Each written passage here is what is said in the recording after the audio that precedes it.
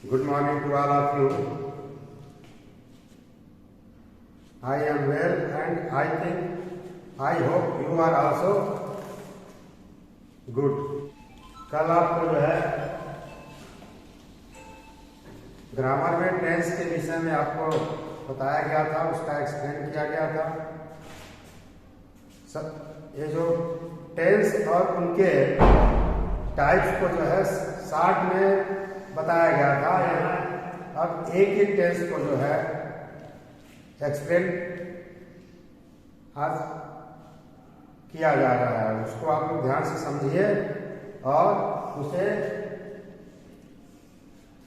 समझने का प्रयास कीजिए और जो कुछ बताया जा रहा है उस पर अपना फोकस कीजिए। Present tense PRESENT, present TENSE tense, present tense, जिसको हिंदी में वर्तमान काल कहते हो, जिसको हिंदी में वर्तमान काल कहते हो, वो आपका प्रेजेंट टेंस है। और इस प्रेजेंट टेंस के 4 रूप बताया गया था, जिसमें पहला रूप है, पहले रूप के देखेंगे जिसको प्रेजेंट इंडेफिनिट टेंस का, present indefinite tense PRESENT, present INDEFINITE, indefinite TENSE, present indefinite tense, जिसको आप हिंदी में अनिश्चित वर्तमान काल कहते हो। प्रेजेंट इंडेफिनिट टेंस का जो स्ट्रक्चर है सिंपल सेंटेंस के लिए, सिंपल सेंटेंस, सिंपल और असर्टिव सेंटेंस, साधारण या स्वीकारात्मक वाक्य, उसकी स्ट्रक्चर है, सेंटेंस का जो है बनावट जो है, स्ट्रक्चर जो है वो आपका इस प्रकार से है।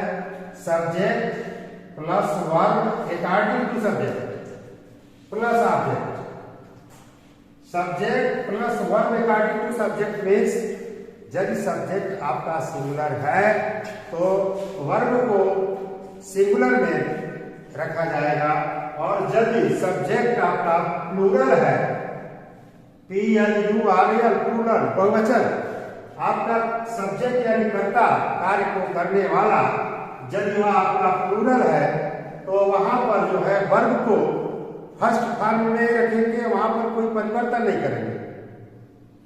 जिस प्रकार से कोई वस्तु सिंगुलर और प्लूरल होती है, वस्तु सिंगुलर को हम जब प्लूरल करते थे या करते हैं तो उसमें एस या ईएस ऐड करके उसको हम प्लूरल बनाते हैं, लेकिन यह याद रहे कि वर्ब हमेशा जो है, वर्ब का फर्स्ट फॉर्म हमेशा जो है वह प्लूरल में होता है। तो यदि आपका सब्जेक्ट प्लूरल है, कार्य का करने वाला वह बहुवचन है, प्लूरल है, तो वर्ब को ज्यों का त्यों लिखेंगे, उसमें कोई चेंजिंग नहीं करेंगे, उसमें एस या ईएस नहीं जोड़ेंगे। कुछ लोग मिस्टेक कर देते हैं कि कर्ता बहुवचन है, सब्जेक्ट हमारा प्लूरल है, तो वर्ब में एस या ईएस ऐड करके उसको प्लूरल करने का प्रयास करते हैं, जबकि वर्ब हमेशा प्लूरल में होता है। यह फर्स्ट पार्ट, गो, टॉक, वॉक, बात, रीड, क्राई, ये सभी आपके फर्स्ट पार्ट के हैं और ये हमेशा प्लूरल में होते हैं। प्रेजेंट इंडेफिनिट में, सिंपल सेंटेंस में जब हमें जरूरत पड़ती है सिंगुलर करने के लिए, तब वर्ब में एस या ईएस ऐड करते हैं। इसलिए ये ध्यान रखिए, जब वर्ब में एस या ईएस ऐड करते हैं तो उसको हम एक वचन में करते हैं, सिंगुलर करते हैं। तो स्ट्रक्चर आपका वही है, subject plus verb according to subject, subject कर्ता के अनुसार मुख्य क्रिया प्लस ऑब्जेक्ट, यह आपका जो है ऑब्जेक्ट एंड कर्म। हिंदी में कहेंगे कर्ता के अनुसार मुख्य क्रिया धन कर्म, यह आपका हिंदी में हो गया। इंग्लिश के according subject plus verb according to subject plus object. Example के तौर पर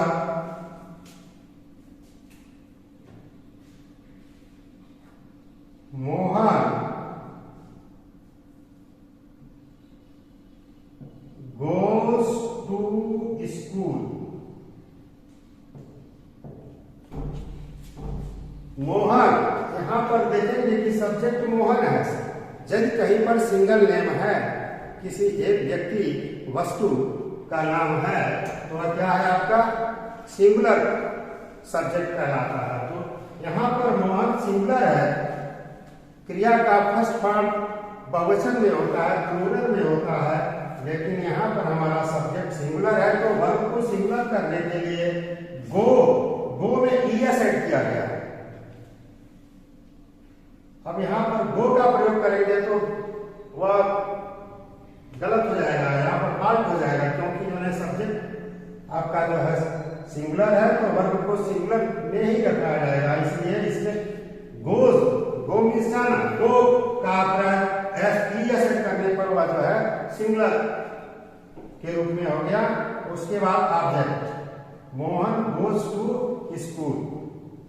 मोहन आपका ये सब्जेक्ट है, गोज ये आपका जो है वर्ब हो गया अकॉर्डिंग टू सब्जेक्ट, और प्लस स्कूल, ये एससीएस से बोलो स्कूल जिसको विद्यालय कहते हो, जहां आप पढ़ने आते हैं, यह आपका जो है क्या है ऑब्जेक्ट है। मोहन गोज टू स्कूल, ये आपका जो है प्रेजेंट इंडेफिनिट का सिंपल सेंटेंस का जो है सिंगुलर सब्जेक्ट का जो है एग्जांपल उदाहरण है। इसी के अनुसार जो है जब सब्जेक्ट आपका प्लूरल है, मोहन विद्यालय जाता है आपका सिंगुलर था, इसी के अकॉर्डिंग यदि हम सब्जेक्ट को बहुवचन के रूप में प्लूरल के रूप में देखेंगे तो हो जाएगा दे गो टू स्कूल। दे दे ये आपका पर्सनल प्रोनाउन का थर्ड फॉर्म है, बहुवचन के रूप में प्लूरल दे मीन्स होता है वे, ये समूह का बोध करा, दो से दो, एक या एक से अधिक का बोध कराता है। प्लूरल के लिए दे का प्रयोग करते हैं, दे गो टू स्कूल। यहाँ पर जो है वर्ब में कोई जो है चेंजिंग नहीं किया गया है, वर्ब का फर्स्ट फॉर्म गो रखा गया है, क्योंकि यहाँ पर हमारा सब्जेक्ट दे जो है एक से अधिक का बोध करा है। यहाँ पर जो है केवल एक स्टूडेंट विद्यालय नहीं जाता है, स्टूडेंट के जाने से विद्यालय नहीं होता। यहाँ पर जो है आप देख रहे हैं दे शब्द जो है आप सभी लोगों के लिए, जैसे आप विद्यालय आते हैं, आपके मित्र आते हैं, बॉयज और गर्ल्स सभी पढ़ने आते हैं, तो उनके लिए दे का प्रयोग हुआ, दे गो टू स्कूल। यहाँ सब्जेक्ट जो है प्लूरल है, तो वर्ब में कोई चेंजिंग नहीं किया गया, और वह अपना जो है गो के रूप में रखा गया, क्रिया के फर्स्ट फॉर्म यानी गो रखा गया। ऑब्जेक्ट आपका स्कूल, तो they go to school, subject plural, verb plural के रूप में रखा गया, और यह आपका ऑब्जेक्ट, यह आपका जो है प्रेजेंट इंडेफिनिट का सिंपल सेंटेंस है, जिसको हिंदी स्ट्रक्चर के रूप में आपको इंग्लिश में बताया गया, वैसे आपको हिंदी में भी थोड़ा बताने का प्रयास किया जा रहा है। जैसे जब कोई सेंटेंस है, उस सेंटेंस के अंत में या हिंदी वाक्य के अंत में कह लो, हिंदी वाक्य के अंत में ता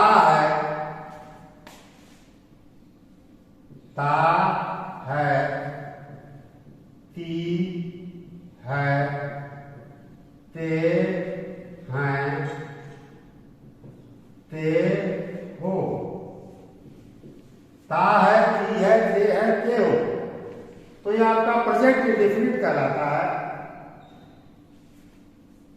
इंग्लिश में सब्जेक्ट सेंटेंस है, तो सब्जेक्ट के अकॉर्डिंग वर्ब प्लस ऑब्जेक्ट, तो आपका जो है सिंपल सेंटेंस हुआ प्रेजेंट इंडेफिनिट का।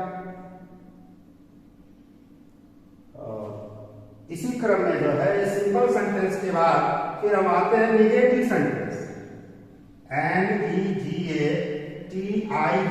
Negative, SELPENC sentence. Negative sentence जिसको हिंदी में नकारात्मक वाक्य कहते हैं। स्ट्रक्चर है, निगेटिव सेंटेंस का स्ट्रक्चर है subject plus helping verb do और डस प्लस नॉट प्लस वर्ब का first form plus object. Present indefinite के सिंपल सेंटेंस में देखें, वहां पर सब्जेक्ट के अकॉर्डिंग वर्ब का फर्स्ट फॉर्म रखा गया, या वर्ब के सब्जेक्ट के अकॉर्डिंग वर्ब को रखा गया। वहां पर जो है डू और डस का प्रयोग नहीं हुआ सिंपल सेंटेंस में, लेकिन अब यहाँ पर जो है जो वर्ब को जो है वर्ब को सब्जेक्ट के कार्ड रखते थे, अब यहाँ पर वर्ब को सब्जेक्ट के कार्ड में रखेंगे। यहाँ पर क्रिया जो आपका वर्ब है उसको फर्स्ट पार्ट के रूप में ही रखेंगे। चेंज क्या होगा, निगेटिव है, इसलिए हेल्पिंग वर्ब को यहाँ प्रयोग किया जाएगा। हेल्पिंग वर्ब लिखा गया डू और डस, डू और डस। डू का प्रयोग जो है प्लूरल सब्जेक्ट के साथ करेंगे और डस का प्रयोग सिंगुलर सब्जेक्ट के साथ करने के साथ उसके बाद तुरंत जो है नॉट का प्रयोग करेंगे और वर्ब का फर्स्ट फॉर्म लिख दिया जाएगा। वहां पर एक वचन और बहुवचन सिंगुलर और प्लूरल का ध्यान नहीं दिया जाएगा, क्योंकि यहाँ जो है सब्जेक्ट के अकॉर्डिंग हेल्पिंग वर्ब का ध्यान दिया जा रहा है। हेल्पिंग वर्ब डू और डस का प्रयोग किया जा रहा है सब्जेक्ट के अकॉर्डिंग। जल्दी जल्दी हेल्पिंग वर्ब जिसको एक्सिलरी वर्ब के रूप में जानते हैं आप, डू का प्रयोग जो है प्लूरल सब्जेक्ट के साथ और डस का प्रयोग डस का प्रयोग सिंगुलर सब्जेक्ट के साथ करते हैं। एग्जाम्पल के तौर पर मोहन विद्यालय नहीं जाता है, Mohan does not go to school. Mohan does not go to school, यहाँ पर जो है हेल्पिंग वर्ब का डस का प्रयोग किया गया और क्रिया का फर्स्ट फॉर्म रखा गया। हेल्पिंग वर्ब और मेन वर्ब के बीच में नॉट का प्रयोग किया गया। जब वो सेंटेंस निगेटिव होता है तो हमेशा हेल्पिंग वर्ब और मेन वर्ब के बीच में नॉट का प्रयोग करते हैं। तो Mohan does not go to school ये निगेटिव सेंटेंस का जो है हो गया एग्जाम्पल सिंगुलर सब्जेक्ट के लिए। उसी प्रकार से प्लूरल सब्जेक्ट के लिए they do not go to school, ये आपका जो है निगेटिव सेंटेंस प्लूरल सब्जेक्ट के मिलेगा। They do not go to school, यहाँ स्कूल जाने से मना किया गया है। कहने का मतलब जैसे इस समय आप लोग स्कूल नहीं जाते हैं, स्कूल बंद चल रहा है डीएम के आदेश के अनुसार ठंड को लेकर के, तो यह उसी के लिए उपयुक्त हो गया। They do not go to school, आप गार्जियन कहते हैं कि वे स्कूल नहीं जाते हैं सब, तो यहाँ they do not go to school negative sentence में निगेटिव वाव होता है, नॉट का प्रयोग होता है, एनोटी नॉट का प्रयोग होगा और सहायक क्रिया का प्रयोग करेंगे। हिंदी में यदि वाक्य है तो उसमें नहीं शब्द आएगा, एनोटी नॉट नॉट मीन्स नहीं। जैसे विद्यालय नहीं जाते हैं, वे खेलने नहीं जाते हैं, वे बाजार नहीं जाते हैं, ये सब जो है इस तरह के संदेश आएंगे।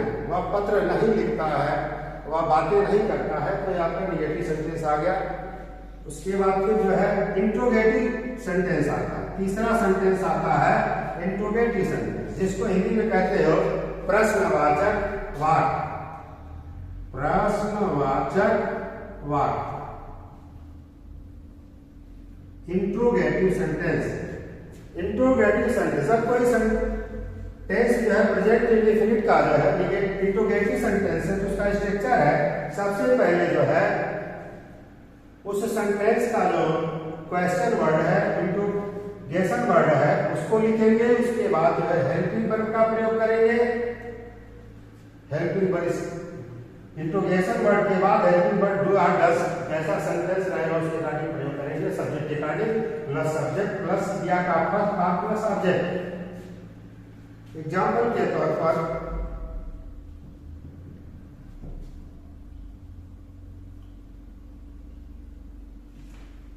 Does Mohan go to school.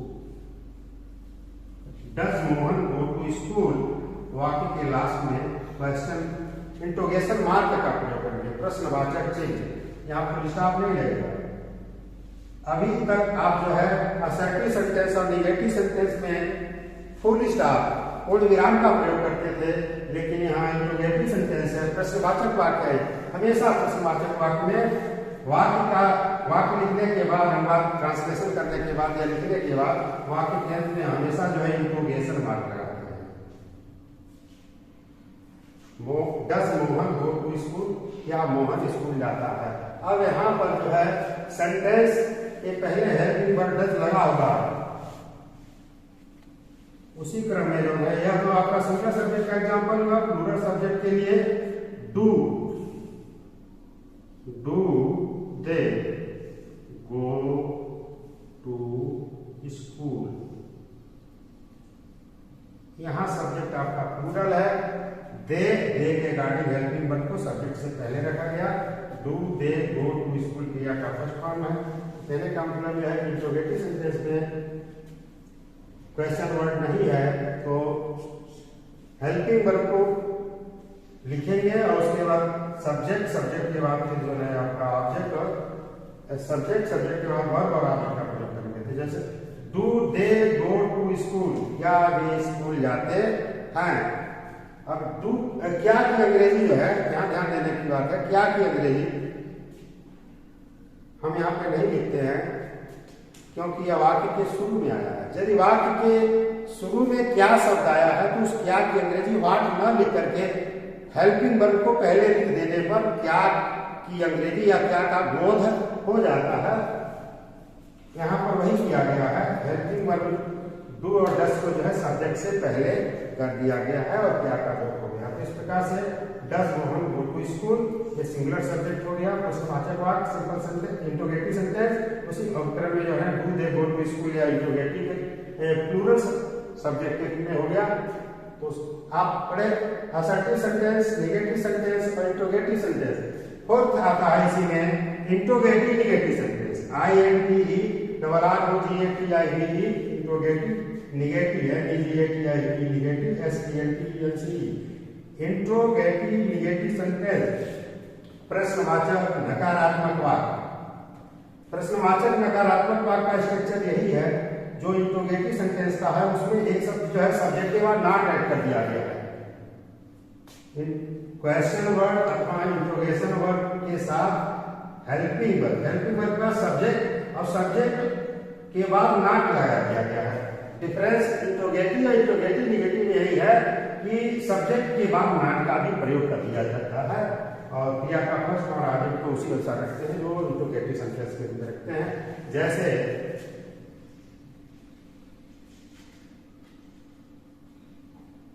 Where does he go to play? Where does he go to play? अब यहां पर जो है क्वेश्चन वर्ड जो है इंट्रोगेशन वर्ड वेयर वेयर इस स्थान जगह का बोध करा रहा है कि वह कहाँ खेलने जाता है। हिंदी में इसका ट्रांसलेट हुआ where does he go to school, वह कहाँ खेलने जाता है। अभिप्राय वेयर शब्द जो है स्थान प्लेस का बोध कराता है। यह क्वेश्चन वर्ड यहाँ पर वेयर है। इसके अकॉर्डिंग सब्जेक्ट के अकॉर्डिंग सब्जेक्ट ही उसके अकॉर्डिंग सहायक क्रिया को भी रखा गया है डज सब्जेक्ट ही और क्रिया का first form go to school. Question word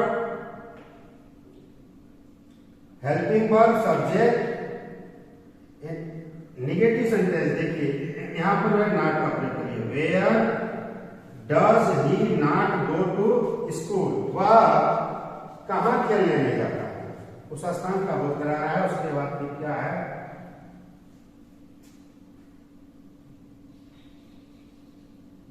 when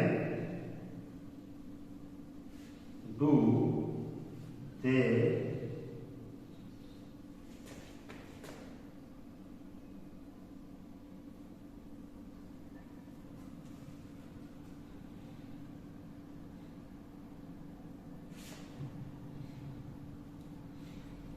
why do they not